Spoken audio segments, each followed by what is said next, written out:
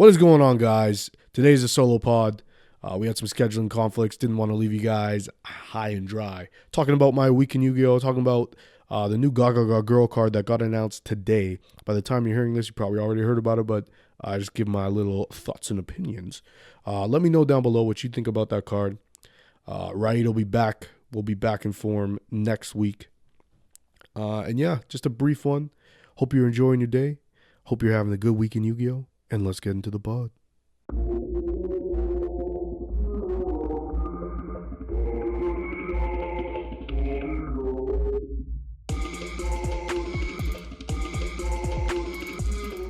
What's going on, gang? Gonna be a brief pod this week because I'm alone, and I'll spare you all my yapping. So it's just gonna be, I don't know, my week in Yu-Gi-Oh! There's a new card, a GaGaGa girl that got announced. That's pretty cool. So let me pull that up. And yeah, just an update on my week in Yu-Gi-Oh! And this is going to be the Road to Regionals segment, which I think maybe we'll start doing on the show as we begin to prep for regionals. And so yeah, my week in Yu-Gi-Oh! If you watched last episode of the pod, you'll know I switched off of the Magistus variant, which was a heavy. I did it with a heavy heart because I love the Magistus cards so much so that I actually designed and had this mat made that has all the some of my favorite scenes from the Magistus manga. So that was cool. But yeah, I switched off of that variant of the deck, and then I started playing the pure kind of Draco Tail branded variation. So I'm happy to report. I played 3 times this week. Sorry, let me just adjust this so I can talk normally. I played 4 times this week. I played Tuesday at the Southside Regional, locals. I played Matsies, which you can check out by the time this podcast is airing. No spoilers. Well, I guess it's already out, but if you haven't seen it, pause this video, go watch Matsies 7, I think. So right here now, if you haven't clicked off the video, be prepared for spoilers. And then, so I played Tuesday, then I played Thursday Matsies. Went to locals on Friday, and I went to locals on Sunday. So at the Tuesday locals, I went 3-0. I was happy. Beat a good player in my final round. My second round was a guy who had just picked up Radiant Typhoon and just got back into the game. So it was a bit of a learning curve. So I was helping him with his lines and stuff like that. So that was probably not like an ideal optimized match, but it was fun nonetheless. Good guy. Played against Yummy in my final round, and yeah, it was an interesting one. I was just able to grind it out kind of thing. The big swing was playing Pankratops in the side, which was able to out the beast along with Forbidden Droplet. Something to that effect. Yeah, so if I remember correctly. So 3-0 on the week, feeling pretty good. Going to Matsies, spoilers ahead. Also 3-0, baby. This week's champion. So come this Tuesday, recording this on Sunday night, I will be at the top table and hoping to keep my spot there. So now we're 6-0 on the week. Feeling incredible. Feeling super validated in my choice to switch off of the Magistus package. Then we go play Friday locals. I lose to the same player I beat on Tuesday night. It was a fun match, and then I win my next 2. I can't even remember what I played against. Played against Absolute Character in game 2, and then game 3, I can't remember. Was it Andres again? He's gonna kill me. I believe it was 6 abs. So, anyways, at this point, I am 8-1. So, had a pretty chill weekend, and then geared up for the Sunday locals earlier today. And it's been a long day for JB, and going through absolute heartbreak right now. My nation was not, well, we silver medaled in hockey, which feels so copy to say. And this is not a hockey podcast, so I'll be brief. But my heart is shattered, and I'll never truly be over it. Heartbreak after heartbreak for JB, romantically, but more towards this conversation. My hockey team loses in the finals 2 years in a row. And then the nation's team, the Toronto Blue Jays, they lose in Game 7 of the World Series. Heart-wrenching. In an overtime. People don't want to hear about this. I don't know why I'm yapping. See, this is why it's going to be a brief episode. And then, to put the cherry on top, the whole nation loses again to the fucking Americans, which is just insult to injury. And so tough start to the day. I told the boys in the group chat beforehand, don't talk to me about this. I'm not ready to talk about it. And please respect my privacy. And so when I showed up at locals, Dan and Stefan, also big hockey fans, they were right there at the door. And we had a nice little group hug. And I said, it's going to be okay, boys. And it will be. In time. I'm going to get off hockey here real quick. But the coach of the team said today, it was a great game. We couldn't have done anything better. And the real winners, regardless of what you may read in the textbook 20 years from now, were fans of ice hockey. And that's true, but I'm not willing to accept that quite yet. And maybe I'll wake up. I had a dream that we lost, and I was playing in the game, so absolute fantasy. But maybe there's still time to wake up, and I will be 0-6 and not 6-0 at the time. Anyways, I digress. I played locals today. That's what I'm trying to say. Played locals today. And my first match, another kick in the pants, was Dan, my boy, my sweet golden child, the prodigy. And Dan's playing VSK9, which, when I played Magistus, was the bane of my existence. But it's still a very tough matchup. And, I can go first and put up my board, and it's still sometimes just not enough if they open ridiculously well, or if they open Dimensional Shifter, which is truly the bane of my existence. You just can't win. Like, you got to open Branded, and even then you're playing such a losing game that can just really push hard. So, Dan played great. We were both heartbroken at the time, but we were able to make it through the match, and I lost. I got 0-2'd again by VSK9. So this is becoming a reoccurring theme, and so why I call this the road to regionals is I need to find a way to fucking beat VSK9 with Dracotel Branded. Because of course there's ways to beat VSK9. I gotta lock in, I gotta tap in, I gotta really hone in on how I'm gonna beat VSK9. And thankfully, there's a lot of people who were playing it today. And I hope to play test more. Andre, Dan, Sam, a few of some other people out in our local scene. And now I am happy to report after losing that round one, I went 4-0. I beat Raid. I beat Raid. Quick 2-0. Instantaneous. No, I'm just kidding. It was a fun match. It was actually, our game one was very back and forth. And he kind of bricked game two. So what can you do? But he was on Blue Eyes, still looking to put together the Dark Magician stuff. Raid and I have been clashing, actually, as of late.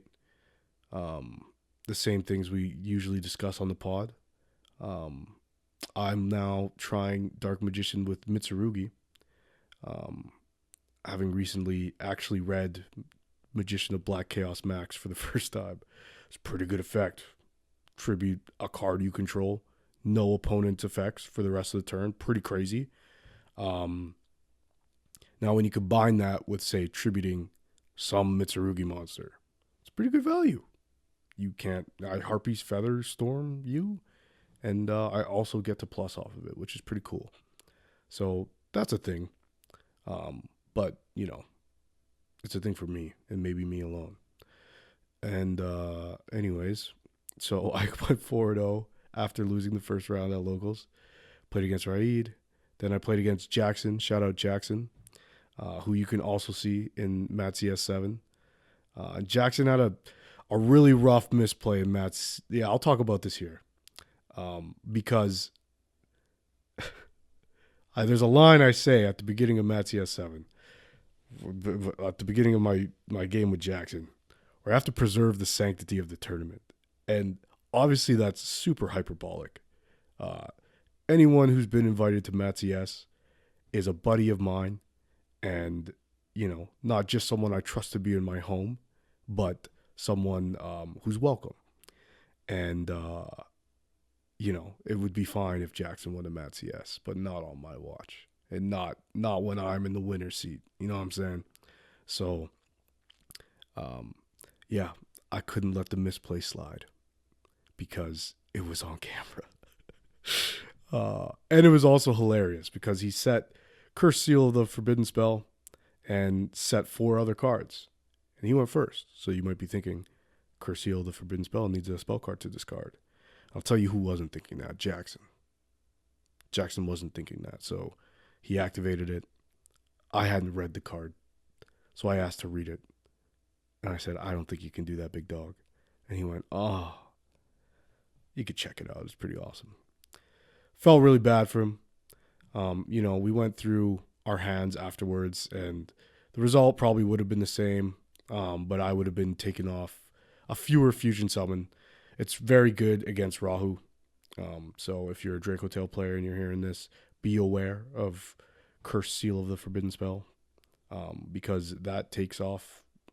You can't play Rahu anymore. It's also crazy into the Radiant Typhoon mirror match because you just hit MST, and it's not like Salesban where like you get locked out of it too. Only the opponent gets locked out of it. So that's pretty crazy. One of those like ancient cards that like it's never really been a thing, but excuse me, I could see if it becomes more of a problem, then maybe it's one of those cards they look at because it feels like there's not a lot of drawback for activating it. Like you discard one, and when you're playing a deck that's all quick plays, it's not tough to do. Anyways, played against Jackson round 2 today, or 3 I should say, and he actually did resolve it. He actually drew 2 Curse Seals against me, and off of a fusion summon I sent an Urgula, I think from deck, and popped one of his unknown back rows, and it was the Curse Seal. So I was like, I'm in the clear. And then later on when I activated Rahu, he fucking he Curse Sealed me. So that was unfortunate. I guess I must have added the Urgula. Doesn't matter. My 4th round against a very good player. He's playing Orchist. He's a cool guy, I don't know much more to say. It was a fun match. I think it went all 3 games. Yeah, actually my last in that match against the Orcus player, my game 3, I side in all my go first cards and I only see branded cards. And not even like branded fusion. It was just like Fallen of White, a Fallen in the Virtuous, Ash Blossom, and like a Cartesia or something. So I had to play very strangely. But I was able to do enough that because he had hand trapped me, he was starting on like 2 or 3 cards, and I just had enough interactions to push through the Orca stuff, which I always feel bad when I play against this one guy because I always have to ask what the cards do because I never fucking read them. But he's always very generous with that information, so that's cool. My final round, this is where it gets juicy, was against VSK9. Admittedly, this was... I guess I never really talked about the Jackson thing. I'll get back to that. this was admittedly a player who was newer to the deck, but a very good player, tops regionals and won a OTS or whatever recently. So it was a good back and forth. I think it went all three. Yeah, it did go all 3 games. I scooped in the second game just because it became very grindy, and I could tell by what he had in hand that he should be able to push through. And then he was pretty surprised when I scooped, and I was like, "Oh, you just do this, do that." And he was like, "Oh shit, yeah, you can." And I was like, "Yeah." Um, there was like a play where he like summoned Mad Love, added Soul Start, then linked away the Mad Love into Vanquisher, and then activated Start. And I was like, "Ooh, I don't know if you can actually do that." And he was like, "Oh, my bad." I said, "Just take it back, dude. It's all good." And Jackson, it's funny that it'd be Jackson based off what I'll get into in a second. Jackson had a line today at locals that like he let me take back, not necessarily take back something that was like I was choosing my sets off of Fusion, and he offered a suggestion or no, it was a full take back, and he's like, I want the best playtest information. So shout out to Jackson. Um, and yeah, no, that was a good game. That was also a grind. So yeah, I finished 4-1. So this week on a whole, what's that? 10-2, and 10-2 is good enough. I've been saying for the last few weeks, when I describe my record over the course of a week, no wait, more than that. It was a 3, 2, and then 4. So 12-2. If I'm doing the math, yeah, 12-2, and 12-2 is still good enough. It's even better than 10-2. So yeah, when I've been describing my records over the course of a week, it's with the idea in mind that I am playing a large tournament, a YCS or a big regional, and there's going to be multiple rounds. Now, I'm aware spreading out those rounds over the course of 4 days is not the same as doing it all at once, but this is the best I could do. And I've been pretty upset with my results because, going like 6-3 is just not good enough for Top Cut. But 12-2, I'm happy with. Even though I had to cut the engine I love, I'm feeling now that it was more in tune with how I play the game, and that's ultimately a good thing. Even if the ceiling may be a bit lower, the consistency and the synergy with how my brain works, not good, is more congruent. So yeah, it's been great. Let me talk about Jackson. He's going to love this. So yeah, big misplay in Mat CS7. It cost Jackson the game and the match because it ended up being a 2-0, I believe. Had to protect the sanctity of the tournament. Couldn't let an outsider, so to speak, win, as Raid put it in his intro this week. And if you're just watching the clip out match of me and Jackson, you'll miss some of the context. There was a moment in Mat CS7 where one player became frustrated with another because things could have been communicated more clearly, and it ended up swinging a game or something. I wasn't really privy to it. I was sitting next to them, and there was kind of a, you should know what these things do. They're the meta deck, and that is true. We like to keep it light at Mat CS for the most part, but also maintain like a high competitive level of play. So I don't think either person was in the wrong. I just think it was maybe a clashing of personalities, and that's fine, and that happens. And we're grown ass men, so we can figure those things out. But it was a little tense for a second. And in the wake of that, sometimes if you treat people how you'd like to be treated, and I often say I let people take back moves if it's not at a big tournament because I too want the best testing information and I want people to play ideally And we're not robots. People are bound to make mistakes, but that's what the big stages are for. That's what the pressure's for.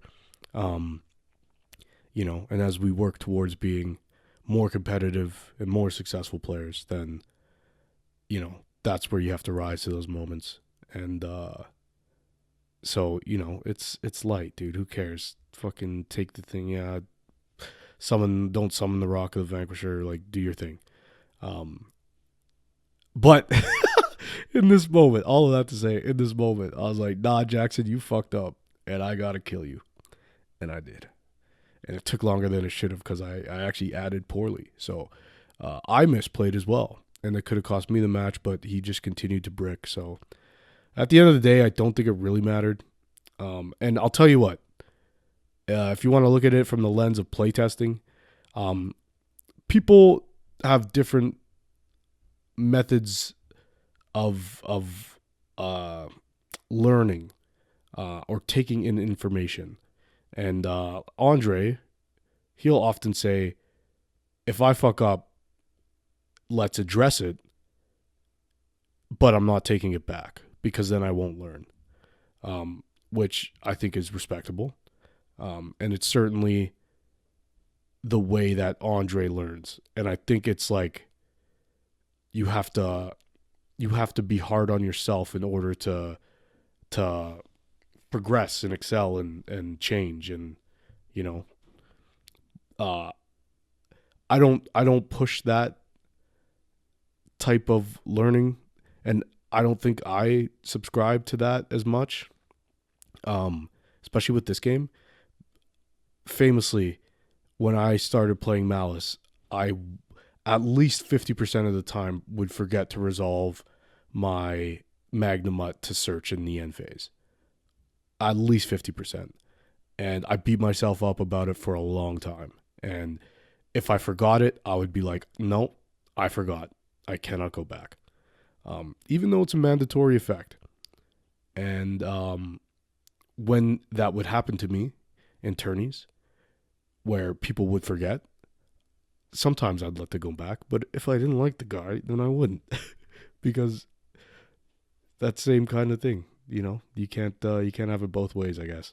So, but that didn't work for me. I kept forgetting Magnamut. I'm at a point now where I don't forget Magnamut because I'm not playing Malice, and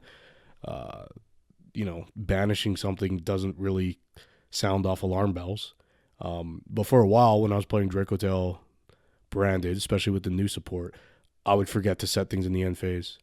I've talked about a moment at a regional I played last year where I was nervous and forgot to bounce Feymena back to my hand with Urgula, and definitely cost me the match. And very copy to say, but it felt like it cost me my run because then I got paired up into RB and got a double game loss because what the fuck do those cards do? And it was just downhill from there kind of thing. So all that to say, people learn differently. And for me, it's more of a, let's go back, let's do ideal game state, let's address what went wrong and why that's wrong or incorrect, and then let's fix it. And for me, that's a better way to learn. But whatever way works for anyone is totally fine. But yeah, all that to say, I don't think Jackson will ever forget that you have to discard a spell off Curse Seal of the Forbidden Spell. Yeah. Sorry, Jackson. I'm blowing up your spot. Yeah, so that was my week in Yu-Gi-Oh! And yeah, I'll just leave it at that. I'm feeling pretty good. I'll speak on Raid's behalf. Man, my guy had a tough week, man. A tough one. He showed up here at Matsias. He played VSK9 3 games in a row. And came up with a big goose egg. And, I just feel for my boy, man. Like, but it's honestly, I'm trying to look at it positively, and I'm speaking on his behalf. But, maybe that's a good indication of what to expect at regionals, and maybe some reconsideration on what deck to play or what non-engine to play in that deck, and he's gonna have to take that to the drawing board and see what he comes up with. So, yeah, that was tough to watch. But yeah. Anywho, I'm just gonna briefly touch on this card, and then I'm gonna let y'all go. So we got GaGaGa Girl, Cell Phone Subtraction. Now, I didn't watch Zexal. I don't know if the cell phone is part of the lore. GaGaGa Girl and GaGaGa Magician, they look great. I've always thought they were cool designs. So we got a level 3 Dark Spellcaster effect monster. 1,000 attack, 800 defense. You can only use the first and second effects of this card's name once per turn. First effect, if your opponent special summons a monster from the extra deck, you can target one face-up monster you control. Special summon this card from your hand. Then immediately after this effect resolves, XYZ summon using only it and the targeted monster. When you do, treat this card's level the same as that monster's. Second effect, if this card is detached to activate an XYZ monster's effect, you can change the attack of one face-up monster your opponent controls to 0. This is cool. I think this will be like the second GaGaGa Girl retrain we've received in recent history anyways.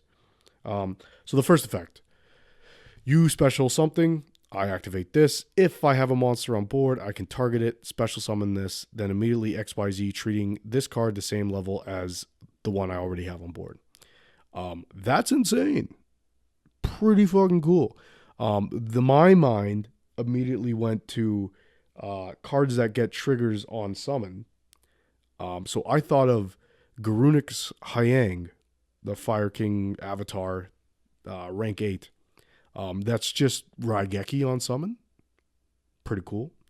So, okay, well, it's an 8. So, what decks play 8s? Oh, mine does. Draco Tail plays 8s. And this is a monster, so I could fuse with it. And it's a spellcaster. So it's not bad. Maybe there's something there. Who knows? By the time these cards come out in May, if we get them directly imported in Rarity 5, that would be pretty cool to fucking say you open this. This is a 5-card combo I'm describing right now, but it'd be this card, Femena, and Draco Tail monster, and an additional monster. So I guess 4-card combo. So you could summon Arthalion, do your bouncy stuff, and then your opponent specials. You activate this, you board wipe them. Kind of cool. Obviously, like Exiton, probably more realistic. That card seeing increased play as of late. But there's a lot of very cool XYZ monsters that have effects when summoned, and this card will be pretty cool at bringing those out. Even if you're mid combo in a K9 deck and you get interrupted, then or they, Arthalion summon on your turn, you do this, make a 5 and search fucking your K9 cards. That's kind of cool. Or, you have Holly Sue and then they summon the thing and then you just fucking do this Holly Sue fucking, overlay. Pretty neat. I think the idea is this would be played in like Onomat strategy of some sort, or any sort of XYZ strategy. So obviously my mind goes to Teller Knights. That's kind of cool as well. But we'll see. The thing I guess that really stands out is all of these overframe cards are very powerful. So I guess I'm still just worried, like, is this going to be one of those power creep steps in the game? Is this just like a one-time thing? Let's insert a bunch of crazy cards, and then when we do these overframes moving forward, maybe we'll tone it down. But I've been thinking a lot about power creep in non-engine. And we talked about non-engine, we talked about siding recently. And we've heard this discussion where staples, something like Crown or the new Solemn card that's coming out, very powerful generic staples that any deck could play. Those getting power crept, that scares me. Because I get the $ eyes where it's like, okay, so if they're staples and they're really good, then everyone's going to need them. They're going to be secret rare and they're going to be expensive. And then also, like, more games will be decided by non-engine, which I don't know if I'm a big fan of. I'm not in favor of games being decided by non-engine. I just don't think it has to be more so than it is now. If that makes sense. Um, I like to go like, how well did you build your deck around the engine that you're playing? And if it's just a lot of like broken non-engine cards, that kind of worries me. The cool thing about the overframes is a lot of them are like catered towards a specific engine, but whether or not that ends up being how they see play, like this card is generic. You target anything you control. Doesn't have to be a do do do GaGaGa, fucking whatever. You know what I'm trying to say. Automatic card. So yeah, I'm gonna wrap it up there because I miss my guy, man. Schedules conflicted this week, so we weren't able to shoot a pod together. But yeah, this is a live look at how important Raid is to this podcast. Let me gas my guy up a bit, because I've done told like 40 stories that were only tangentially related to me going 12-2 this week, and I just wanted a place to say that. Because if we didn't do a pod this week, no one would know that my week was a little bit better than the last. And what would you guys do without that information? Shout out to John. John, who you may have seen at Matt's Yes, picked up full Draco Tail branded. He's out of town for a little bit. Came back with a collector's rare just to stunt on me, I guess. and John forgot what time the local started. And he texted me being like, 5:30, right? And I was like, no. But I'll meet you there, man. And so I went and met him early, and we did a little play testing. This guy whooped my ass. The deck I've been playing for, since fucking August. And yeah, like, damn, man. Good shit. I'm proud of you, man. And then I was like, I got to go back to the drawing board. And it turned out that I had a good day today. So, had a good week. Yeah, if this is your first time watching the TDE pod, this is not the usual circumstance. I can usually bounce ideas off my guy. It doesn't need to be sad. Anyway, thanks for checking out the video, guys. Make sure you leave a comment. Let me know what you think about this new GaGaGa girl card. And how did your week go in Yu-Gi-Oh? Because, I'm talking about me a lot. Talk a little bit about where I eat today. But I want to know how you guys did. And if you're also prepping for a regional, what's that looking like for y'all? Because for us, right now, it's all talk. We got to get in the lab, man. I got to test out cards. We got to build boards, and we got to break boards. And we got to make our opponent make half boards. Those are things you do in this game. Very generic way to say that. Illusion Gate came out. You can bell it. They have to pay half. That's a kind of cool thing. Dark Magician cards, a little bit expensive. But we saw that coming. And anything else cool come out in Maze? People have been talking about the Pumpkins. Haven't seen anyone play it yet. So, y'all capping? Or what's up with that? Anyways, thanks a lot, guys. Like the video, subscribe. Check out some of our other podcasts. They're usually a little bit more entertaining than this one, I bet. But happy to spend whenever you're listening to this with you. Yeah, much love. We'll catch you on the next one. Peace.